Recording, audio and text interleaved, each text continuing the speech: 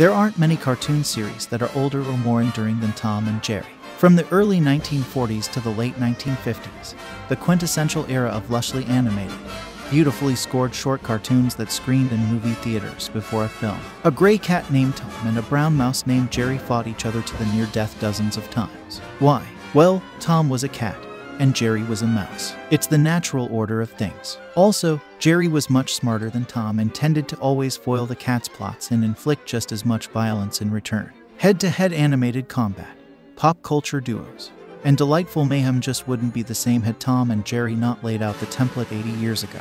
And the two characters have lived on in TV reruns and numerous revivals and recreations, from brand new cartoon series to feature films. And today, we're taking a look at some little-known details about their long, wild history. From their award-winning achievements to their strange feature film, here's the story of the original cutthroat cat and mouse cartoon pair. Tom and Jerry sound like two perfectly generic, ethnically vague, mid-20th century American male names. In other words, they were perfect for the names of a stylistically simple cartoon cat and mouse. But creators William Hanna and Joseph Barbara didn't come up with those names, the ones for their iconic, undying creations, until after they'd already produced a cartoon about the pair. The first Tom and Jerry cartoon, 1940's Puss Gets the Boot, is actually a Jasper and Jinx tune. Jasper was the name of the cat and Jinx the name of the mouse. Hanna and Barbara just didn't think those monikers suited their creations, and seeking ideas from crew members, they went with animator John Carr's suggestion of Tom and Jerry.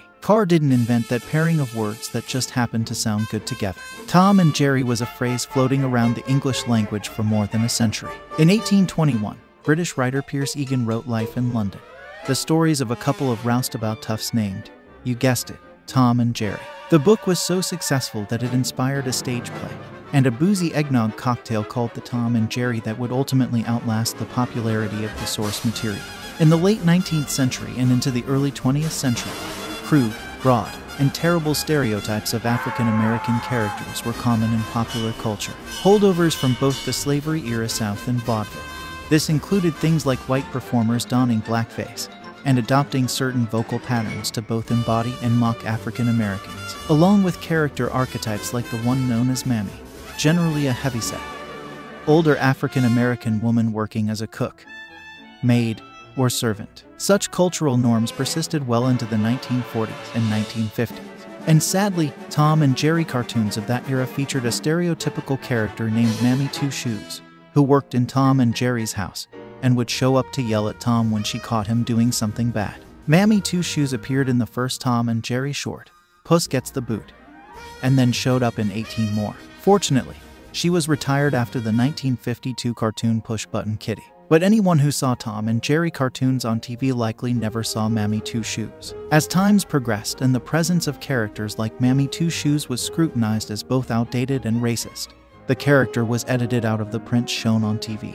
While cartoon shorts starring Tom and Jerry screened in movie theaters in the 1940s and 1950s, the cat and mouse will be the main attraction in a movie combining live action and computer animation set for release in December 2020 by Warner Animation Group. However, this upcoming Tom and Jerry isn't the first full-length, big screen adventure for the classic duo. In 1992, Tom and Jerry, the movie hit theaters, and it was such a critical and commercial flop that it quickly faded into obscurity and faded from the collective memory. The failure may have resulted from a total mishandling of the characters. The original cartoons were fueled by Tom and Jerry's silent and violent rivalry. But Tom and Jerry, the movie made the pair, as Variety said, but is singing, dancing, and doing battle together against the world. Tom and Jerry were friends, and they talked, and the dark plot found them trying to assist an abused little girl. No thanks, said moviegoers, as Tom and Jerry, the movie grossed just $3.5 million during its brief theatrical run. When it comes to seamlessly combining filmed footage of human actors with animated characters, the most impressive movie ever made has to be Who Framed Roger Rabbit. This 1988 movie so convincingly inserted real-life actors like Bob Hoskins into the classic animation world of Toontown that animation director Richard Williams received a Special Academy Award for his efforts. But Roger Rabbit might not have happened without Anchor's Ollie.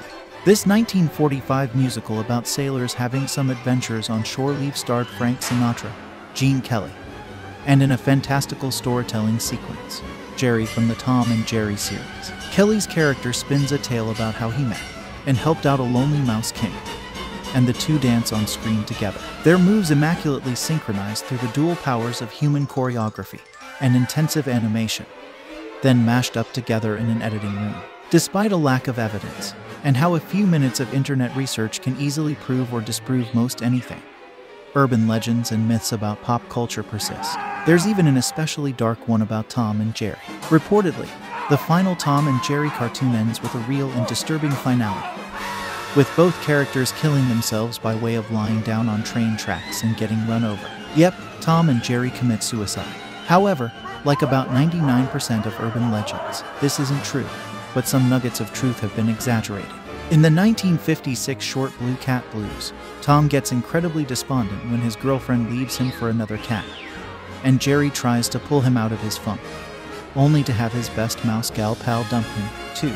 The episode ends with them both sitting on tracks while a train approaches, but the cartoon doesn't actually depict their deaths, nor do they really die, because plenty more Tom and Jerry cartoons were produced after Blue Cat Blues, well into the 60 seconds. Still, that's a pretty dark show for kids. Tom and Jerry are pop culture pioneers, one of the first cartoon duos that operated on an endlessly repeatable formula, in which they engaged in constant bloodless war. Tom and Jerry predate plenty of other cartoon adversaries, such as Wile E. Coyote and the Road Runner, Sylvester and Tweety, and Itchy and Scratchy. Its gleefully nihilistic tone can also be found in Jackass. In fact, the cat and mouse not only helped co-creator and star Johnny Knoxville recover between movies, but they got him ready for more. I just get an overwhelming urge. I find myself watching Tom and Jerry and Buster Keaton films a lot, and then just jotting stuff down.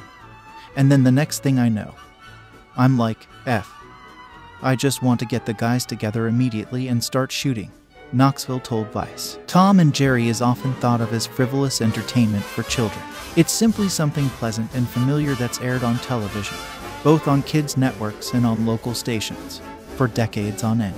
However, this iconic cat and mouse have a bit more prestige than you might expect. Tom and Jerry cartoons started production in 1940, well before the advent of TV, and they were shown in movie theaters. That made Tom and Jerry shorts eligible for Academy Awards, specifically the category of Best Animated Short Film. And the cat and mouse absolutely dominated the field.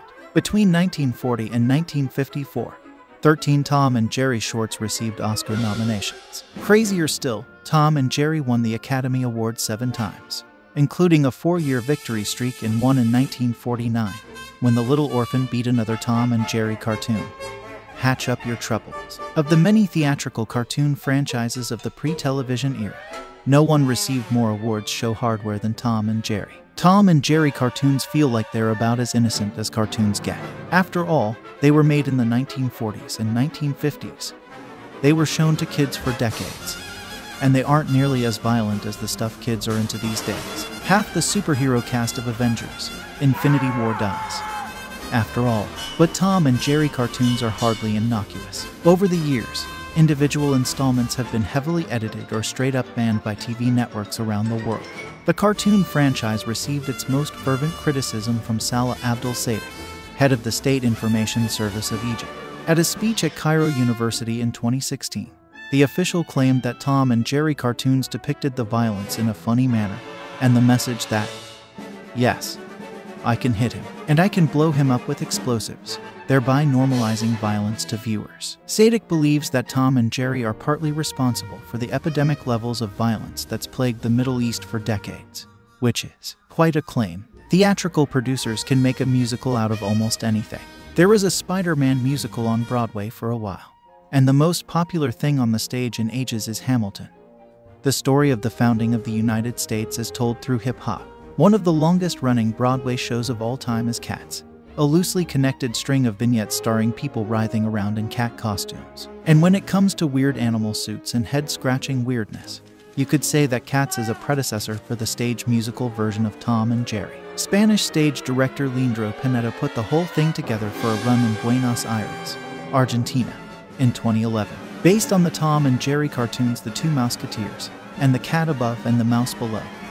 And he also included a recreation of Jerry's dance with Gene Kelly from Anchor's Eye. According to a synopsis translated from Spanish, Tom and Jerry engage in songs, chases, jokes, games, and stunts and travel from opera to medieval times, then run and chase from the living room into the garden. Well, okay then. Tom and Jerry was one of the first name brands in cartoons, and various studios churned out shorts featuring the cat and mouse at each other's throats from 1940 to 1967. But Tom and Jerry never really went away after they stopped starring in theatrical shorts. A library of nearly 200 cartoons was packaged for television, and these episodes have been rerun countless times since. Those old tunes always being on TV kept Tom and Jerry in the collective consciousness, creating a demand for new material starring the duo, no matter how much of a stretch it could be. For example, in September 1975, the new Tom and Jerry show hit ABC's Saturday morning schedule. The first Tom and Jerry show made specifically for television. It was different from the theatrical cartoons in that Tom and Jerry didn't chase each other around a house all day, but they were friends who traveled around the world and played sports, sailed with pirates, joined the circus, solved mysteries, and worked as movie stuntmen. That show lasted only 16 episodes, about a quarter as many as the successful early 90 seconds Fox Kids series Tom and Jerry Kids Show, cashing in on the animation fad of infantilizing well-known characters. This series featured adorable toddler versions of Tom and Jerry. They still tried to kill each other, only in not quite such a violent manner as they would in their adult versions.